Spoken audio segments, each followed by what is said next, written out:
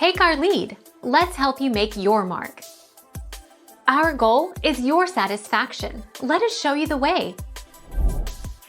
In 1789, President George Washington issued a proclamation designating November 26th of that year as a national day of Thanksgiving to recognize the role of Providence in creating the new United States and the new federal Constitution.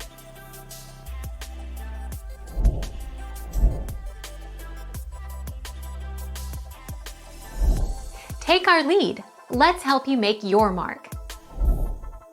Thomas Jefferson. But there's one president who refused to endorse the tradition, Thomas Jefferson. Ever since Jefferson first declined to mark the day in 1801, rumors have swirled that the third president despised the event.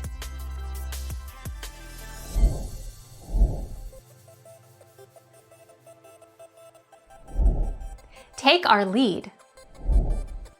President George Washington. In 1789, President George Washington became the first president to proclaim a Thanksgiving holiday, when, at the request of Congress, he proclaimed November 26, a Thursday, as a day of national Thanksgiving for the U.S. Constitution.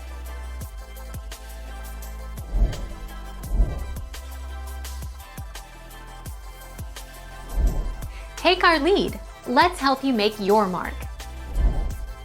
On October 3, 1863, expressing gratitude for a pivotal Union Army victory at Gettysburg, President Abraham Lincoln announces that the nation will celebrate an official Thanksgiving holiday on November 26, 1863.